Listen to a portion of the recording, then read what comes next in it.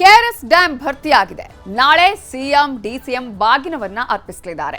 ನಾಳೆಗಿನ ಬಾಗಿನ ಕಾರ್ಯಕ್ರಮಕ್ಕೆ ಸಕಲ ಸಿದ್ಧತೆಯನ್ನ ಮಾಡಿಕೊಂಡಿದ್ದು ಕಾವೇರಿ ನೀರಾವರಿ ನಿಗಮದಿಂದ ಡ್ಯಾಂ ಬಳಿ ಸಿದ್ಧತೆಯನ್ನ ಮಾಡಿಕೊಳ್ಳಲಾಗಿದೆ. ಈಗ ಇದೇ ಮೊದಲ ಬಾರಿಗೆ ಜೂನ್ನಲ್ಲಿ ಈ ಒಂದು ಡ್ಯಾಂ ಭರ್ತಿಯಾಗಿರೋದು. ಡ್ಯಾಂ ಬಳಿ ಈಗ ಸುಣ್ಣ ಬಣ್ಣ ಬಳಿತಾ ಇದ್ದಾರೆ ಸಿಬ್ಬಂದಿ. ಮೊದಲ ಬಾರಿಗೆ ಜೂನ್ನಲ್ಲಿ ಡ್ಯಾಂ ಭರ್ತಿಯಾಗಿದೆ. ಹೀಗಾಗಿ ನಾಳೆ ಸಿಎಂ ಡಿಸಿಎಂ ಅವರು ಬಾಗಿನವನ್ನ ಅರ್ಪಣೆ ಮಾಡಲಿದ್ದಾರೆ. ಈ ಕುರಿತು ಸ್ಥಳದಿಂದ ನಮ್ಮ ಮಂಡ್ಯ ರಿಪೋರ್ಟರ್ ಸುನೀಲ್ ಗೌಡ ವಿವರಣೆಯನ್ನು ಕೊಟ್ಟಿದ್ದಾರೆ, ನೋಡೋಣ.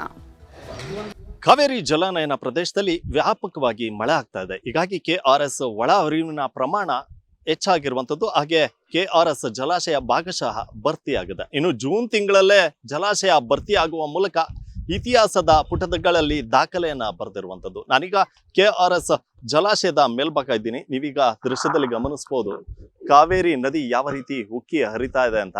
ಅಂದ್ರೆ ಕೊಡಗು ಹಾಗೂ ಭಾಗಮಂಡಲದ ಕಾವೇರಿ ಜಲಾನಯನ ಭಾಗ ಏನಿದೆ ಈ ಒಂದು ಪ್ರದೇಶಗಳಲ್ಲಿ ಅತಿ ಹೆಚ್ಚಾಗಿ ಮಳೆ ಆಗ್ತಾ ಇದೆ. ಹೀಗಾಗಿ ಒಳ ಹರಿವಿನ ಪ್ರಮಾಣ ಕೂಡ ಹೆಚ್ಚಾಗಿರುವಂಥದ್ದು. ಇವತ್ತಿನ ಒಂದು ಒಳಹರಿವಿನ ಪ್ರಮಾಣವನ್ನ ನೋಡಿದ್ರೆ 60,000 ಕ್ಯೂಸೆಕ್ನಷ್ಟಿದೆ.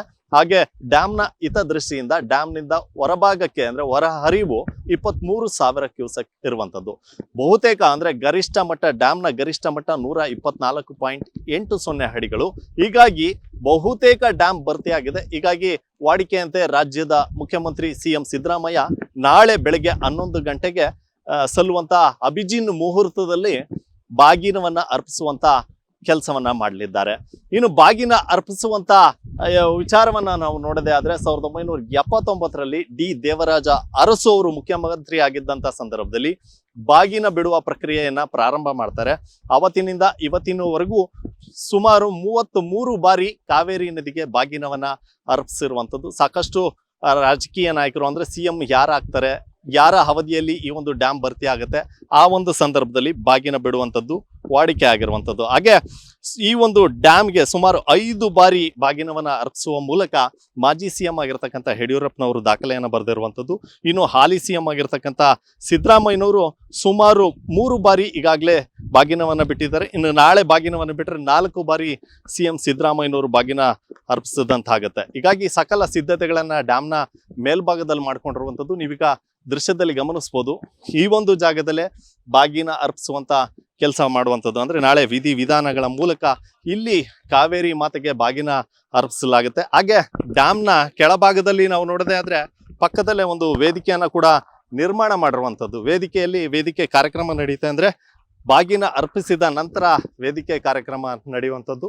ಇನ್ನು ಜೂನ್ನಲ್ಲೇ ಅಂದ್ರೆ ಈ ಒಂದು ಜೂನ್ನಲ್ಲೇ ಡ್ಯಾಮ್ ಭರ್ತಿಯಾಗಿರುವಂಥದ್ದು ಸಾಕಷ್ಟು ಮಂಡ್ಯ ಭಾಗದ ಜನರಿಗೆ ಖುಷಿಯನ್ನ ಕೊಟ್ಟಿರುವಂಥದ್ದು. ನಾವು ಇತಿಹಾಸವನ್ನ ನೋಡದೆ ಆದ್ರೆ ಜೂನ್ನಲ್ಲಿ ಯಾವಾಗ್ಲೂ ಕೂಡ ಡ್ಯಾಮ್ ಭರ್ತಿ ಆಗಲಿಲ್ಲ. ಅಂದ್ರೆ 1941ರಲ್ಲಿ ಸುಮಾರು 121 ಅಡಿಯಷ್ಟು ಜಲಾಶಯ ಭರ್ತಿಯಾಗಿತ್ತು. ಅದೇ ಹೆಚ್ಚು ಗರಿಷ್ಠ ಅನ್ನುವಂಥದ್ದು ದಾಖಲಾಗಿರುವಂಥದ್ದು.